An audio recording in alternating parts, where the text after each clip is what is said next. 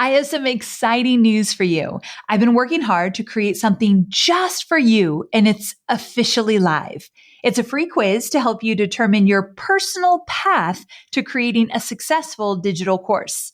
That means by taking just 2 minutes to complete this quiz, you'll discover my 3 proven approaches for creating a profitable digital course, and you'll find out which one you should take based on your experience, expertise, and where you're at as an entrepreneur.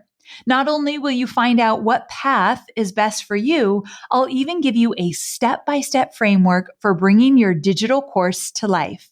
So head on over to amyporterfield.com/quiz right now to find out your next steps to creating a profitable business that you love. I mean it. Go take the quiz right now. Don't wait one more second. amyporterfield.com/quiz. Your future business and digital course is waiting for you to take this first step. I cannot wait to see what you create. So amyporterfield.com/quiz to get started creating your stellar and profitable digital course. All right, let's jump into today's episode. Jamie, $1.2 billion from an idea that you sketched out on an airplane coming back from your honeymoon with your husband. Yeah. And an idea that everyone said sucked for then 3 years after. Okay. Do you guys hear that? Okay. That's the point of the story that gives me chills. She just said for an idea that everybody said sucked for 3 years and told me, no, you should do it like this. You should do it like that. Not like this. And she knew there was a knowing in her. It didn't mean that the no's didn't hurt. It didn't mean that she probably started second guessing once in a while here or there while you're laying in bed, not wanting to get out. So all those emotions still happened, but you still had the knowing and you stuck with it. I'm Amy Porterfield, ex-corporate girl turned CEO of a multi-million-dollar business. But it wasn't all that long ago that I lacked the confidence, money, and time to focus on growing my small but mighty business. Fast forward past many failed attempts and lessons learned, and you'll see the business I have today, one that changes lives and gives me more freedom than I ever thought possible, one that used to only exist as a daydream. I created the Online Marketing Made Easy podcast to give you simple, actionable, step-by-step strategies to help you do the same. If you're an ambitious entrepreneur or one in the making who's looking to create a business that makes an impact and helps you create a life you love, you're in the right place. Let's get started. Today, I'm so honored to have my friend join me and bring inspiration and tangible guidance on how to build a successful company from the ground up. Her name is Kern Lima, and she's the co-founder of It Cosmetics, a $1 billion makeup company. She has a motivating story and is truly an example of hard work, determination, and persistence. On top of that, she has a heart of gold. Jamie is going to share her journey and how she handled hearing no thank you, not at this time, over and over again. Now, the reason I think this topic of being resilient, even when you hear no, is so important right now during COVID-19 is because you might get some resistance right now during a pandemic in different ways than you're used to. So I knew this episode was going to be really relevant to where we are right now. You're probably going to hear people be more hesitant to take the leap and try out your service or try out your product because they're just fearful. And I want you to hear what persistence looks like and what resilience looks like so that you can keep serving those that are fearful, but you're showing up for them in a bigger way because you know they need you. So I hope that this episode is a reminder to believe in yourself no matter what anyone says or does. And remember that there are customers out there who need you right now. So if you do hear no, I want you to get back up, dust yourself off, and keep moving forward. Also, Jamie's going to share some of her top needle movers that she felt really helped her build her $1 billion business. You're going to get so many ideas and you're definitely going to be inspired in this episode. So get a pen and paper ready. I want you to take some notes. With that, please help me welcome my friend, Jamie. Jamie, thank you so much for coming on the show. You don't even know. I am absolutely thrilled to have you here. Amy, I am so excited. Thank you for having me. Well, I have been a fan for so long, and now I feel very honored to say a new friend as well. And it is really special because I have wanted my audience to hear directly from you for so long. Now we're making it happen. So if you're okay with it, I want to start at the very beginning, and I want you to tell my audience a little bit about the business that you created and really the story of how it all came about. Sure. Yeah, I'm honored to be here and to share. And so many people out there, I'm sure so many women and men in your community are sort of at that spot where either they're about to create a business or they're in the first couple years of it. And it's funny, Amy, because with my story, it's like a lot of times you see the outcome or read the headlines and it seems like, oh, it must have been easy, or she must have got lucky, or exactly. or maybe it's like she comes from that kind of family or money or something, right? And it's like, oh no, none of those things. It Cosmetics, really, the whole idea, and you and I have talked about calling and when things are like on your heart to do or to show up and serve. The idea for It Cosmetics really came out of that. I never knew I was going to go into the beauty industry, and I didn't know anybody in the beauty industry. And I was working as a journalist, a television news anchor, because I just love other people's stories and telling their stories. And I thought, I was going to do that my whole career.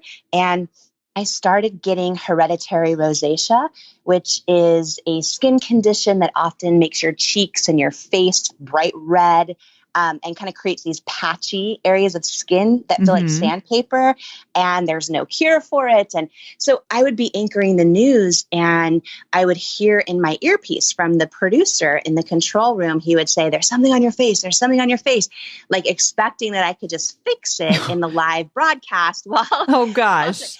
And anytime I would glance down, in like a little compact mirror in the commercial break or whatever, I was like, oh, it's the rosacea. It's the makeup breaking up and showing it coming through. And it was kind of like, a lot of times, as entrepreneurs, and some of us don't even know we're going to be an entrepreneur, but all of a sudden we realize like, oh, wait, there's this problem that I need to solve, or that no one solved, or maybe that could really be of service to other people. And it was kind of a moment like that. And at first I just thought, oh, I just need to find better makeup. So, I would just spend my paycheck and try everything out there, from the department store brands that are the most expensive to drugstore brands that are the least expensive. I would just try everything. And I realized, okay, either I have to put something on that is so thick that it's like a mask and I don't look like myself anymore, or it just won't cover, it won't work. And so, at the time, there wasn't all of the ads that you would see out there where, airbrushed, photoshopped models where you didn't even know if they're wearing the product or if it worked, and I just couldn't find anything that would work. And so I kind of had this realization that, there must be so many other people out there like me that maybe they have skin challenges, or they're not makeup artists and they're just like, they've given up on it, but they want to feel confident and feel like the best version of themselves, but just nothing will work. And so that was really when the idea was born, to create a makeup line and skincare line that wasn't just for people with perfect skin, but was for everybody, whether, you want a coverage or not. And my idea, Amy, which was really crazy, it doesn't sound crazy now, but just a few years ago, there weren't beauty influencers showing their bare skin. There was nothing like that. All you saw was sort of, this certain type of beauty model. And we've seen that for decades, right?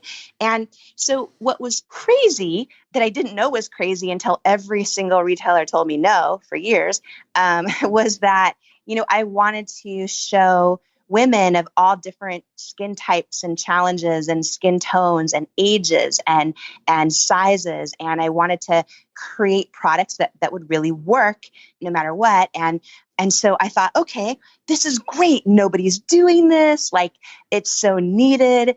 And so I thought if I, pour all of my savings into creating the best product ever, like it'll be a home run. Right.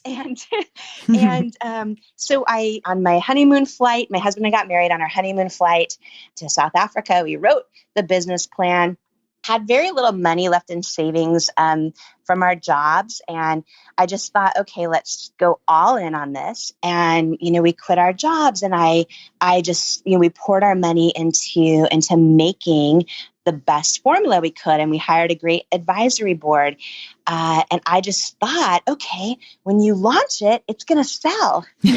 And I think so many of my listeners can relate, right? I did the same thing. Like, of course, this is going to be a success. Right? And right? Oh, Amy, it was so, and I've worked really hard my whole life. Like I'm that girl that like had 4 jobs trying to buy my first car, like bagging groceries, selling popcorn. Like I've always worked really hard. So I wasn't scared of hard work, but like, I think any entrepreneur can relate to this.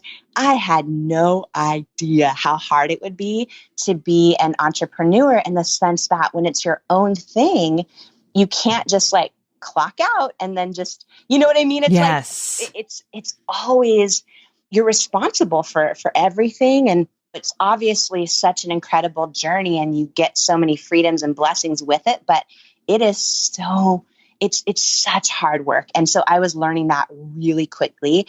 I learned really quickly that, we were barely alive for 3 years. The first 3 years of our business, I couldn't pay myself. And it was super tough. We, I just thought, okay, I have this great product, because we created, our first product that now is our best seller. One of our best sellers is a concealer. And I thought, okay, it's just going to sell.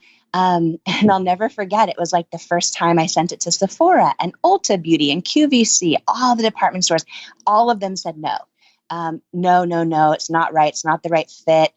They would give feedback on our packaging, saying it needs to be much higher end. Like, women want to buy things that are aspirational, not like inclusive and accessible. And unless you want to sell in the drugstores. And I was like, no, like the formula is really good, and I want it to be for every woman. I don't just want it to, make people feel excluded or like it's unapproachable. Yes.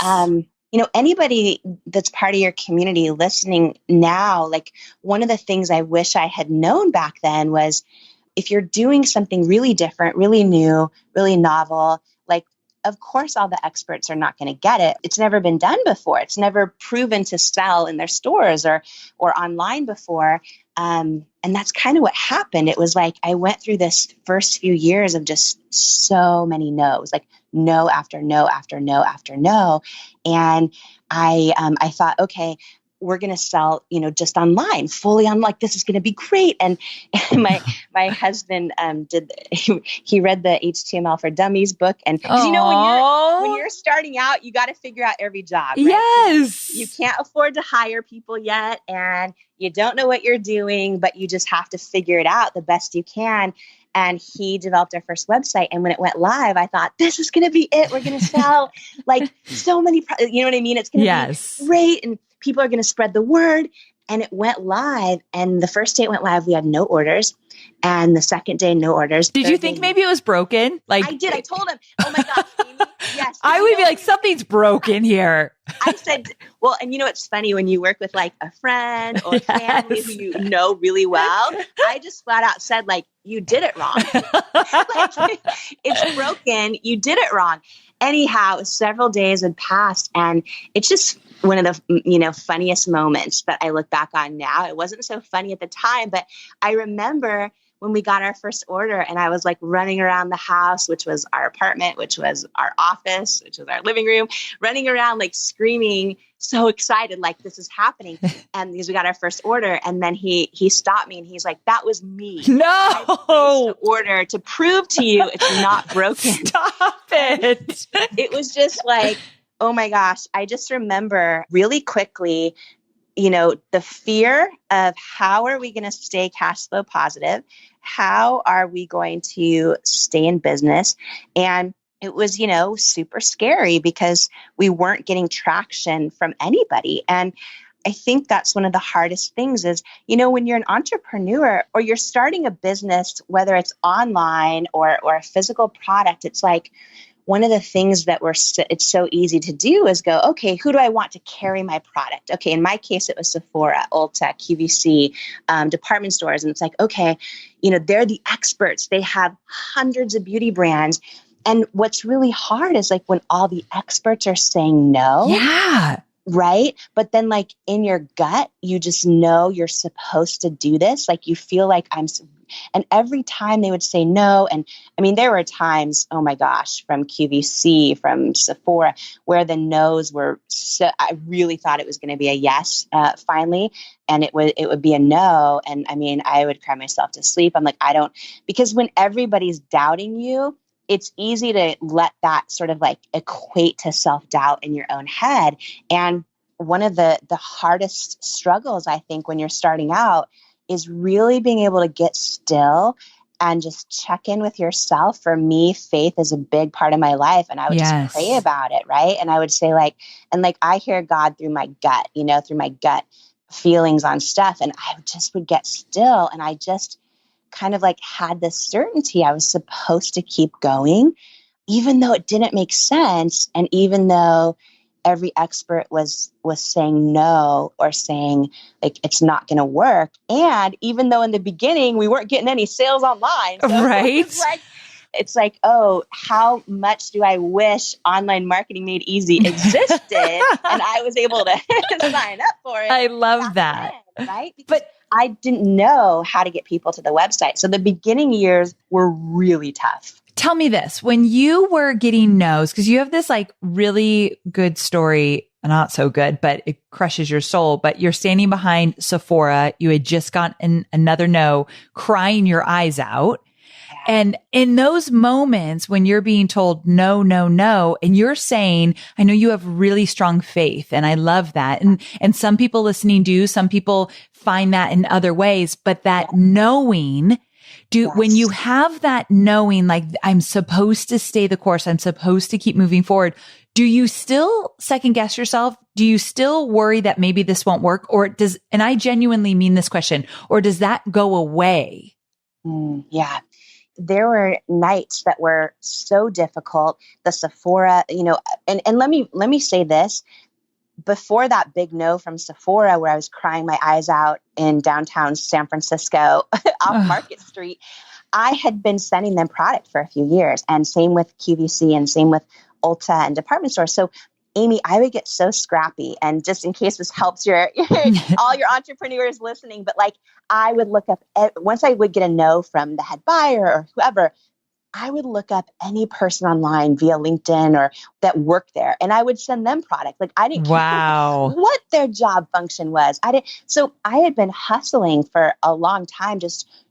I just felt like if people really tried this product, they would love it and they would spread the word. And so I would just send samples out after samples and just to everyone and email everybody that I could find. And so by the time I got a meeting in Sephora, it felt like such a big deal, like it was going to happen. And when I got there and went into the high-rise building, and it was hard to even afford the airplane ticket to get there.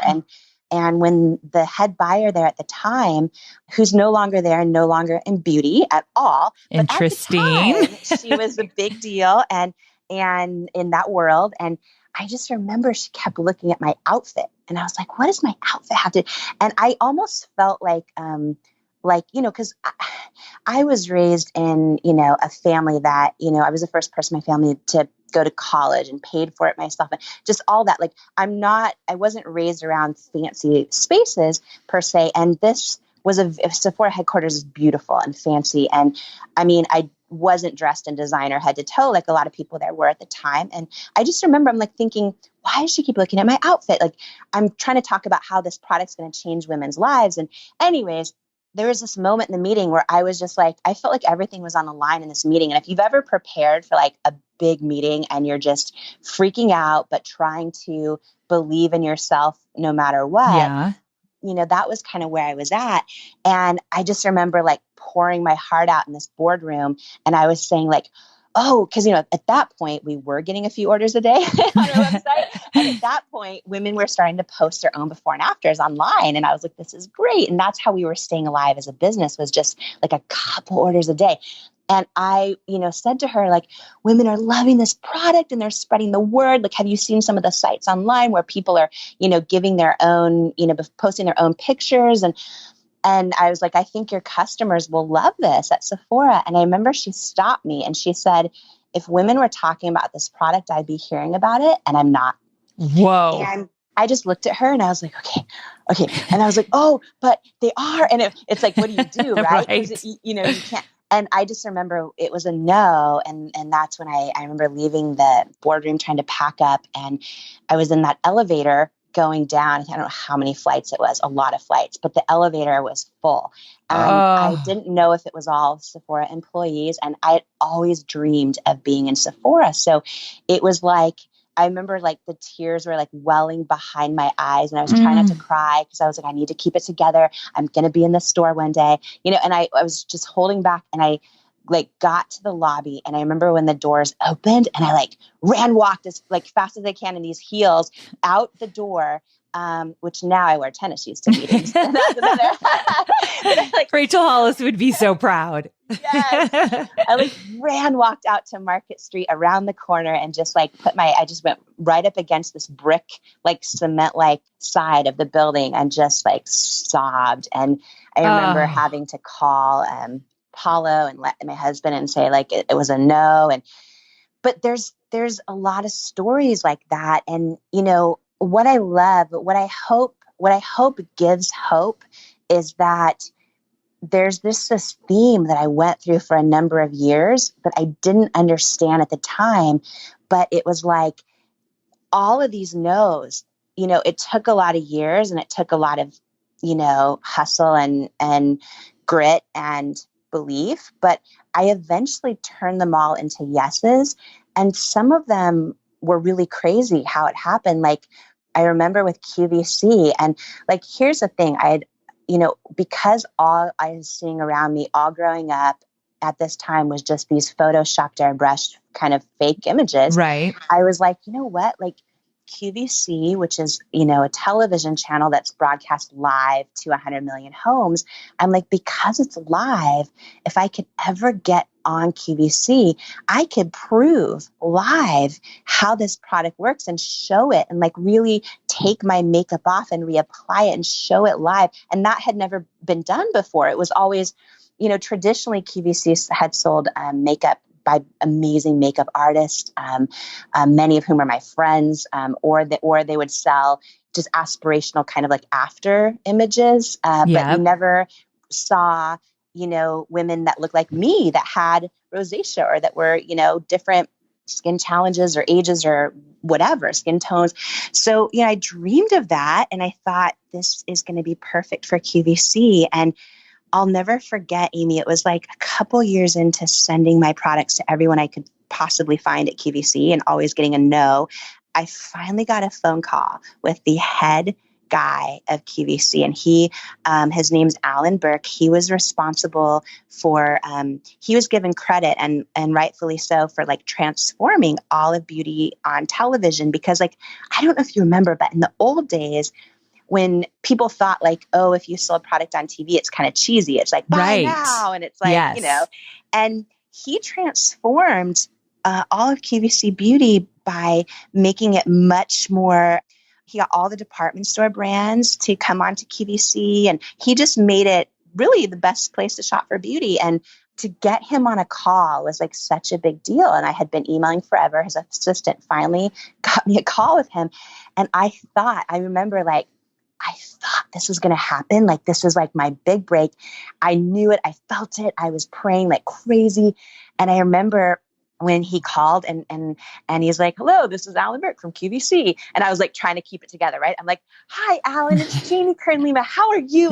Like just trying to be confident. Meanwhile, like I, I'm down to like almost no money and then not knowing what I'm going to do. And I just thought for sure this is it. And I'll never forget, he got to the point super fast and he said, I've reviewed your products with our buyers and we've collectively decided you're not the right fit for QVC. Come on. And I was like, oh, but I am the right, like, let me tell you. And I just tried to pour my heart out to him and he thanked me for loving QVC and all that. And I'll never forget, like I hung up the phone and I literally crawled in bed. And it was like, it was one of those moments where I felt it so strong in my gut and I didn't understand after, years of trying to get it, why this was happening. And I was like, God, am I wrong? Like, am I like, what is this? And I just like, have you ever had bad news and you wake up the next morning, you're hoping it's a dream. Yes. And then you're like, oh, yes. And you have to live it all over again. Yes. Yeah. That happened for 3 days in a row with this because it just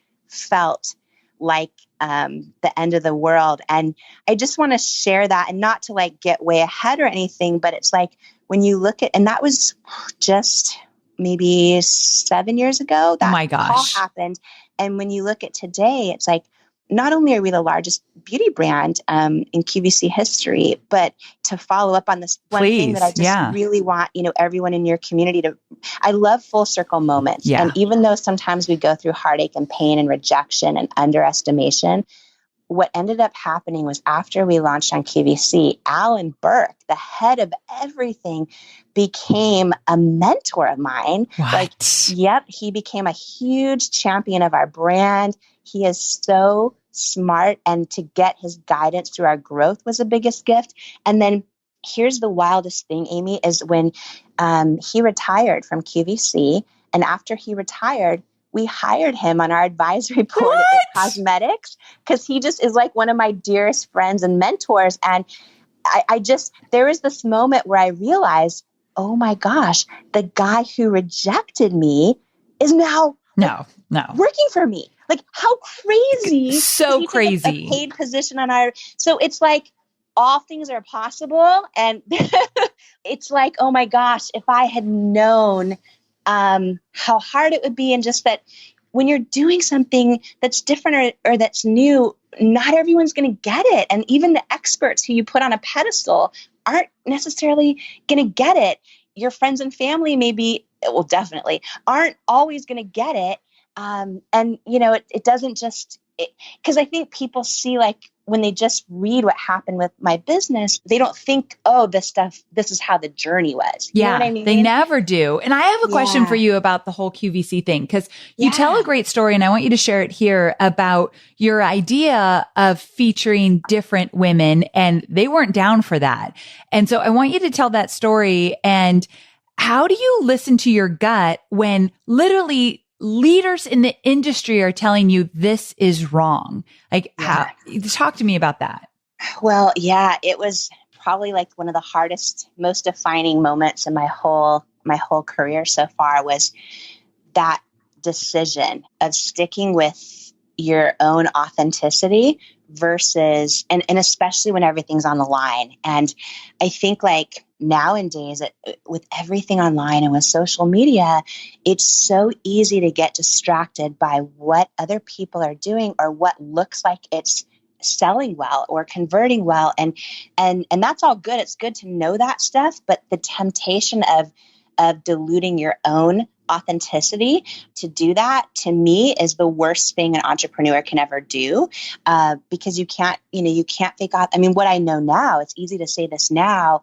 And that's the thing, Amy, is I've now seen thousands of founders, brand founders, company founders go on air on QVC. And the ones who are the same on air as they are in the green room, for better or worse, they're the ones that last, because customers are smart. You can't fake authenticity, right? And, you see like all the research out there about this. There's thought leaders like Brene Brown talking about it, that when like you don't show up as your 100% authentic self, you can't, it's impossible to have an authentic connection with another person, which includes customers. And I think once people realize that, it's the source of freedom, because even though so-and-so might be doing this online or that online, or copied your product or copied your idea, at the end of the day, I've learned it doesn't matter because nobody out there can be you, and it does not serve you to be like anybody else. You know what I mean? It just doesn't.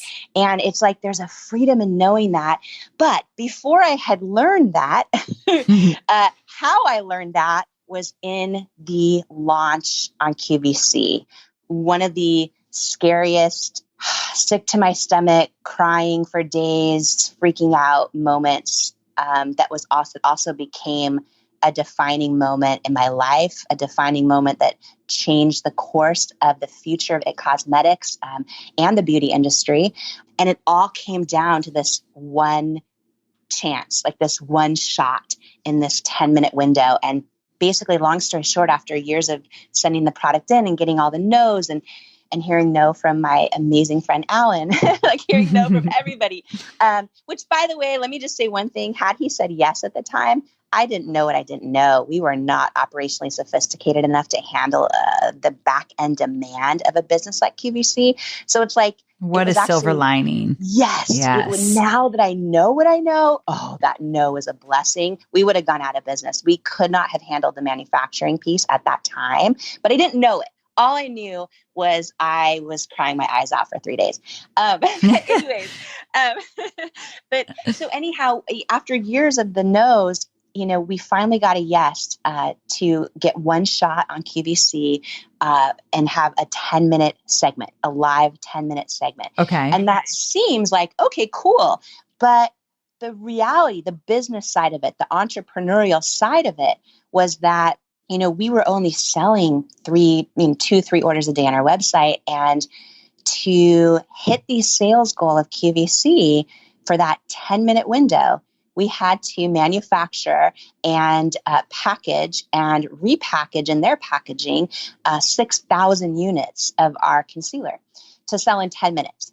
Jeez. So, and had we not been getting no's from everyone for years, we wouldn't have taken that risk because we had to borrow money to do it. And had it not worked in that 10-minute window, if it didn't work, we would go out of business.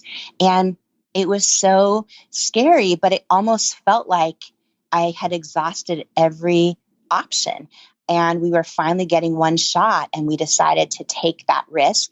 And what it meant was we had this 10-minute window where you go live. And the thing that's scary is it's consignment. Beauty is consignment on QVC. So you pay for all of the product, and then you don't get paid until after it sells, and you only get paid for what sells. Jeez, pressure. Yes, pressure. So if you go on air and let's just say half of it sells, you have to take back the other half. You missed their sales goal, so you're not going on air again.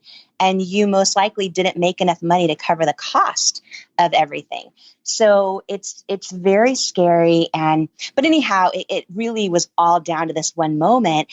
And after years of all the no's, we decided to say yes and take this opportunity. So we borrowed money, we manufactured 6,000 units of our concealer and did all the stuff, all those expenses that add up, the third-party clinical testing, all the things you have to do, because QVC is like the strictest retailer in terms of safety that I've ever worked with, which now I know is a blessing. At the time, I was like, how do I navigate this? And you know what I mean? Yes. And so we did all that. And then here was what happened with the kind of the defining moment and one of the greatest entrepreneurial lessons I've ever learned.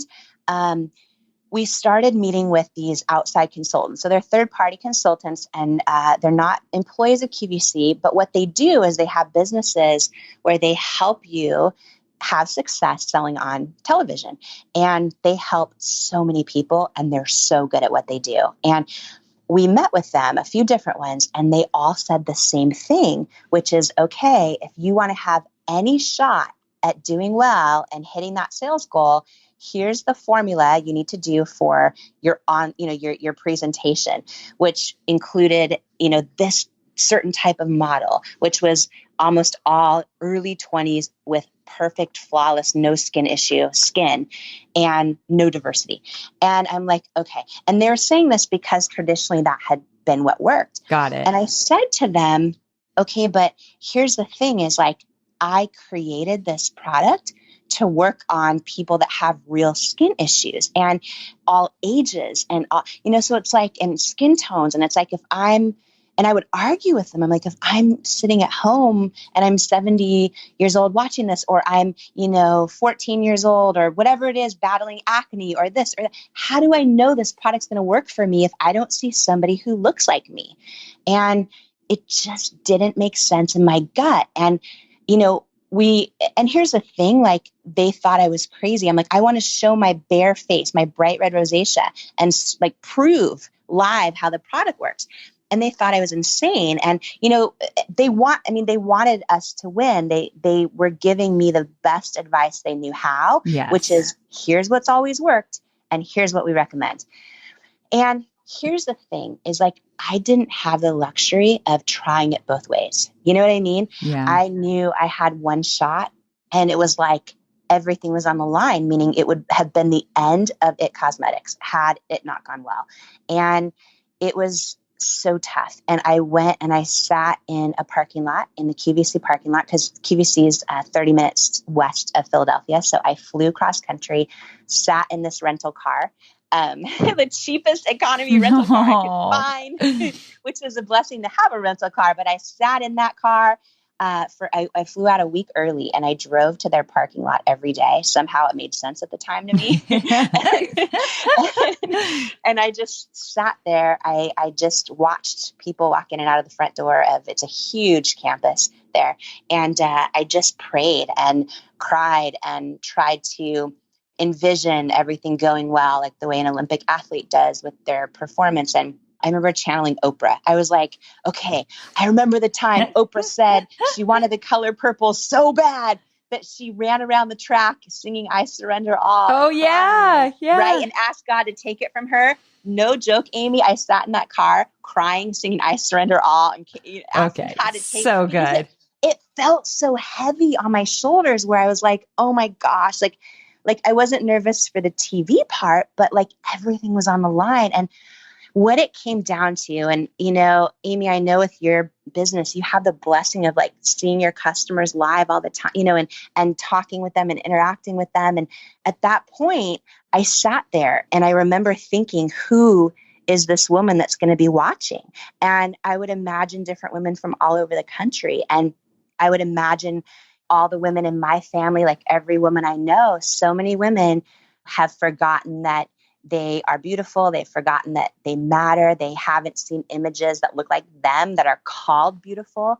And I just had this big moment come over me where I just felt in every ounce of my being like I would rather take my shot and try to shift culture in the beauty industry to one that is inclusive, one that isn't this unattainable aspiration that just makes you feel bad. I'm like, I would rather have a single mom folding her clothes in Nebraska look up at that television and feel beautiful, even if she doesn't buy anything. It wasn't even that. It was like, I want her to look up and see me calling all of these women models, aspirational models that look like her, that look like me. I would rather do that than, do what everyone else had done and maybe sell a ton of product, but stand for nothing. Because my why was bigger than the money or than being a successful entrepreneur. It was like, oh no, I started this business because no one was talking to women like me or creating products that actually solved our issues. And so it's like, for me, it all came down, and it's easy to go, oh yeah, I believe in my mission. But when your whole company's on the line, and the experts are telling you, it's like, that's when it's real. And I walked in the building for our 10-minute window. And I remember, and here's the scary thing, Amy, is when you're 10 minutes, when you go live, if you're not doing well, they will cut your time live in the middle of your segment. Oh yeah, because every minute of airtime matters. And you're not just competing with beauty, like you have to hit, and I understand it's a business and it is a blessing because they move so much product. But it's like you're competing with everybody that could sell in that minute of airtime. So Dyson vacuum, Apple iPhone, like you have to sell and hit sales goals, which which I understand, but it just makes it scary because, you know, you don't want to be live and your minutes you start at 10 minutes, all of a sudden at 9 minutes, if it's not doing well, your clock jumps to 2 minutes and you're like freaking out and you're supposed to have fun on air. You're not supposed to sell, but you're like, you know, I don't want to swear on this podcast, but like, that's what you're really thinking, right? Like, I mean, it's, it's hard. So anyhow, I walked into the building and I met with the host and she was amazing. And I remember that I was freaking out. I was shaking like a leaf. I had this whole demonstration planned on my wrist where I bend it back and forth to show like how the other concealers in department stores crease and crack, but ours doesn't. And I had this whole thing planned. And when the clock went live at the 10-minute mark, and all of a sudden it's like 9:59, 9:58. And my whole body was like a heartbeat, like beating, like freaking out. And I was trying to do this demonstration that I'd practiced in my bathroom mirror a million times. And my hand was shaking so bad that the host grabbed it and pushed it under the podium. And she's like, "Thank you, sugar." And then she like took over. And then I remember my bright red rosacea, my whole bare face came up on national television. And I booked models of all different, you know, skin tones, ages, like skin challenges. And I remember it was like the 9-minute mark and the host says, "The deep shade is sold out. The medium shade is sold out." And I'm like, oh, like I'm like swearing in my head and like freaking out. And I kept going. And then at the 10-minute mark, the sold out sign came up and I just started crying. And I remember and then I remember I started crying, tears streaming down my face. I did not wear waterproof mascara. I don't know what I was thinking. I had these black tears coming down my face. And from my mascara. And then I remember my husband came running from the green room into the studio and he's like, "We're not going bankrupt." And I'm like, you know, like real women have spoken. And that one airing turned into 5 that year, 101 the next year. And then we do 250 live shows a year on QVC now. So, and the biggest beauty brand on QVC. Yeah, in their history. And why that matters is because anyone out there listening who, you know, is trying to do something different and just like isn't getting the yeses or the excitement or the, you know, reception they're hoping for. It's like, you know, had I ever changed? And, you know, I remember when all the retailers were telling me to change my packaging, like it wasn't, prestige or high end enough, or, you know, change our models because they thought you can't use real women and still charge a high price point. And I'm like, I look back on all of that and it's like, had I changed who I was and what our why was for any of those retailers or experts, I would have never created a business that has changed so many people's lives and I hope played a part in really shifting culture in the beauty industry. And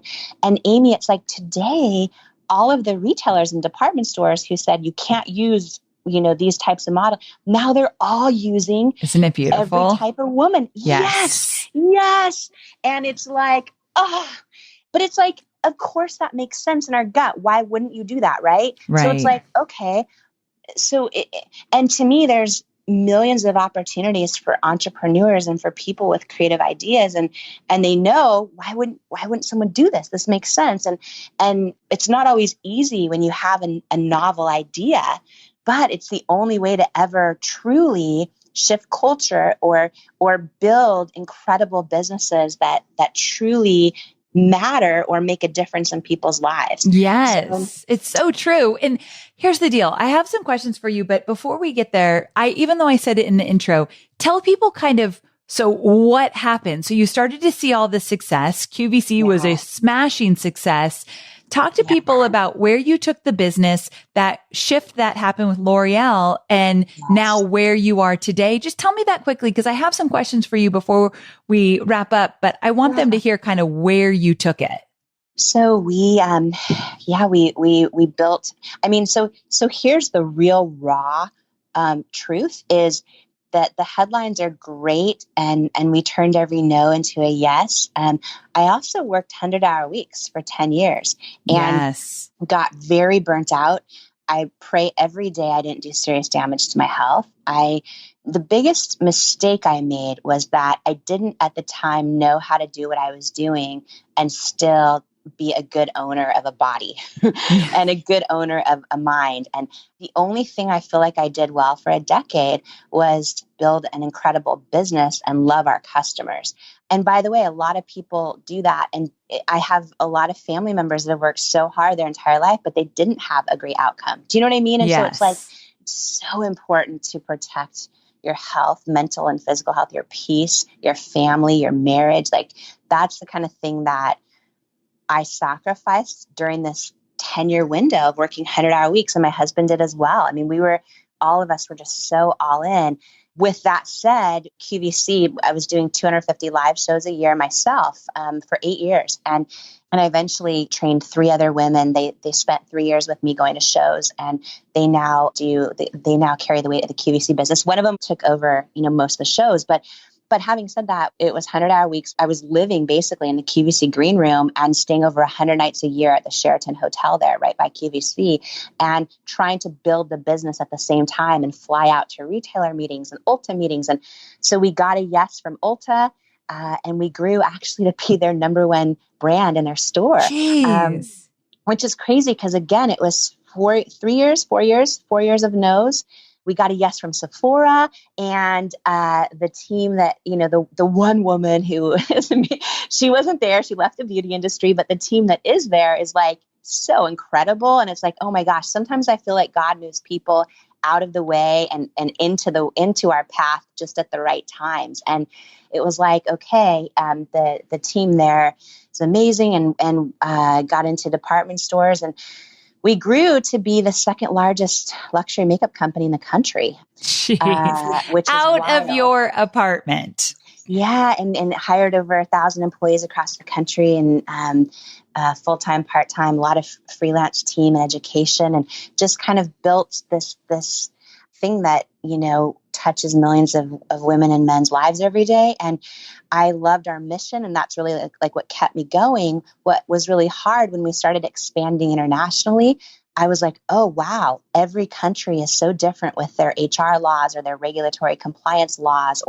and it became so difficult to scale quickly in a physical product-based business where you need people on the ground as well to educate. And as we were growing and trying to navigate that international growth, we were kind of at this moment in time where I was also super burnt out.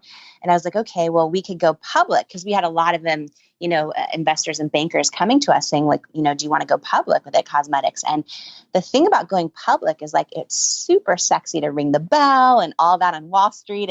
But I talked to a lot of public company CEOs, and they all had said to me, if you don't have to do it, don't do it, because your life actually gets way more stressful. Like you're now dealing with quarterly earnings calls and people trying to, short your everything, right? And just the stress of being a public company CEO. So I was like, okay, I don't know that we want to do that, because I really couldn't take on any more.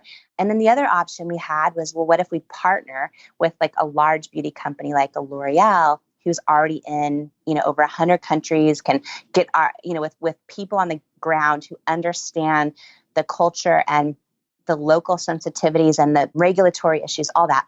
If we did that, then our message, which is why we did this to begin with, our whole message and the impact we wanted to have, not just on women, but especially on women, but women and men everywhere, could scale so much faster if we partner with a L'Oreal. And I remember the first time we met with L'Oreal, and I thought, oh, they're going to buy our company.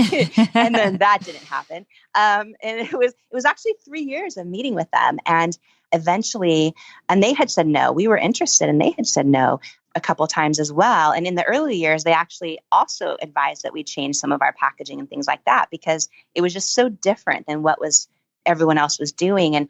But we stuck to our guns, and 3 years into meetings with them, they decided they wanted to buy 100% of our company.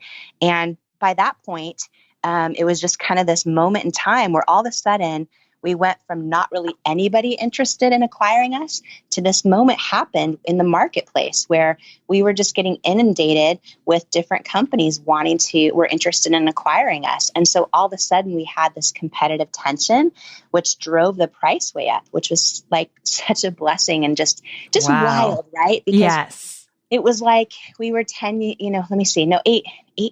years into our business. And I was like, okay, the first 3, I couldn't pay myself. We got down to under $1,000 in our company bank account. And all of a sudden, 6 years later, there's this bidding war happening. And it's like, oh my gosh. And I just couldn't believe, I don't know, Amy, if I've still processed what happened, but here's what happened.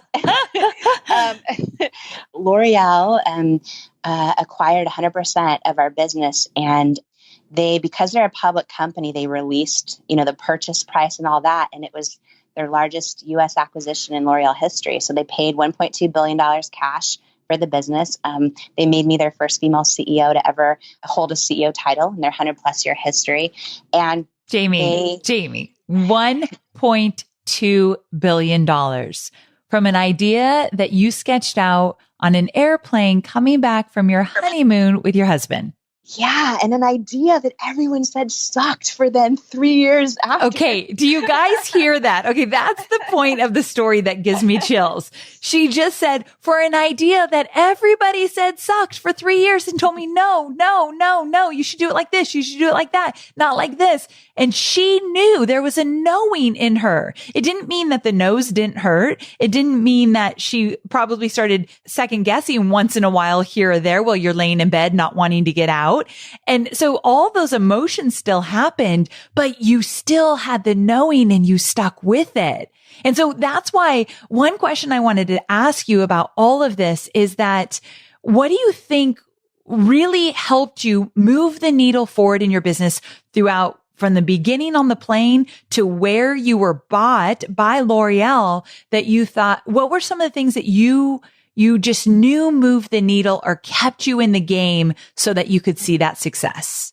I think the word knowing, what's funny, Amy? I don't think I've ever had a conversation about this, but that word knowing, I think if I were really to come down to it, trusting that knowing. And, I mentioned earlier for me, that comes from my faith. For other people, it could come from the universe, their own intuition. To me, everybody has this knowing, every person.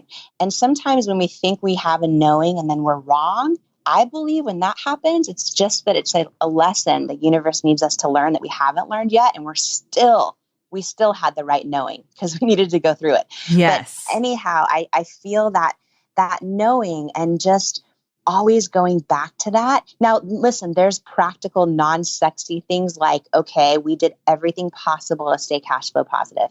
And what I mean by that is in a world where everyone has things looking amazing on Instagram and like everything's so successful and their events are so beautiful, we took the scrappy route. I mean, I didn't do anything glamorous or sexy or Instagrammable for many years because our number one priority was we have to stay cash flow positive and stay alive. So we stayed narrowly focused on our why, even when it wasn't cool, even when we risked short-term missing out on a promotion, missing out on a short-term spike in sales. We stayed focused on our why. And what we ended up building was customer trust because our customers knew, when it launches a product, it's going to work. It's not just a trend. It's going to, you know what I mean? And, yes. And that trust built. And I think keeping that long-term focus on the brand equity you have and not getting distracted by what anyone else is doing or whatever's trending, whatever's hot. And again, sometimes it's great data to know that stuff for sure. And then if you can do it in a way that's authentic to you, then go for it. The last thing I'll say just comes down to the knowing. And I think that's a big struggle, and especially for women, because women were raised almost to not trust ourselves or to not do things unless they're perfect or to not, to second guess our knowing or to need other people's opinions or approval. Or women second guess ourselves all the time. But like we all, women and men, all have this knowing deep down inside. And I think it's a challenge for everyone, but especially women, that a lot of times we don't feel enough or we don't feel qualified.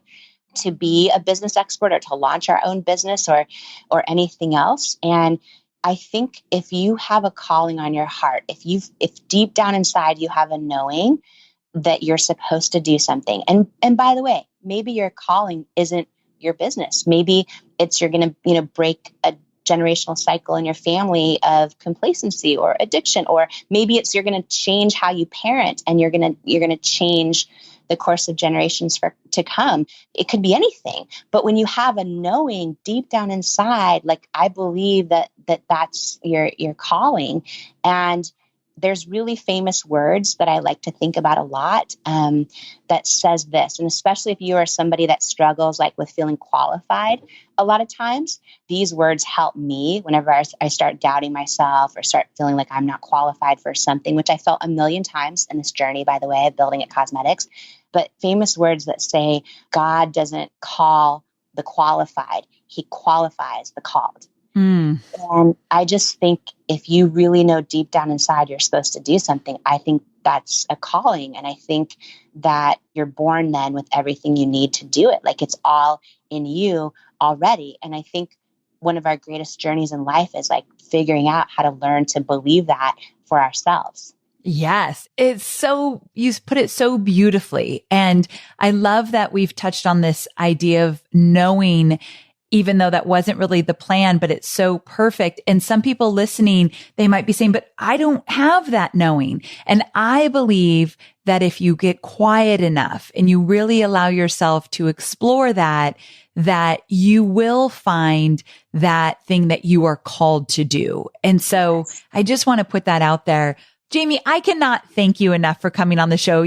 I was such a fan. I love you so very much. I love our new friendship and the fact that we get to text each other and check in with each other. And you have been so supportive of me and my business. So I just want to tell you, I appreciate you very, very much. And I really appreciate you coming on the show. Oh, Amy, thank you so much. I am so grateful for our friendship too, and grateful to hopefully be of service in some way with your community today. It's an honor and my greatest joy. It tells me I'm where I'm supposed to be, because this is just so fulfilling for me also. And I hope of service. And thank you for your friendship and for having me on and for oh my gosh, I love it. Where can people find you online?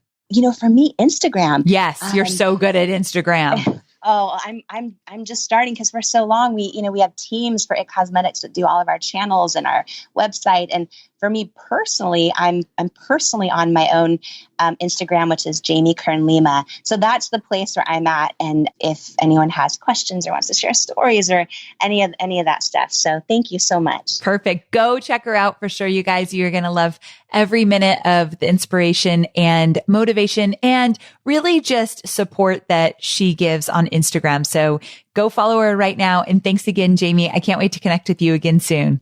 Thank you, Amy. Bye for now. Bye. So there you have it. Thank you so much for joining me today. I hope you're feeling totally inspired by Jamie and her story of persistence and continued faith in her business and in herself. Keep that in mind as you move forward in whatever actions you need to take in your business this week. And also, before you go, have you left me a review or a hopefully 5-star rating? If not, I'd be so grateful if you just take a moment right now and give me a rating if you loved this episode or if you love this podcast. All right, guys, thanks so much. I'll see you same time, same place next week. Bye for now.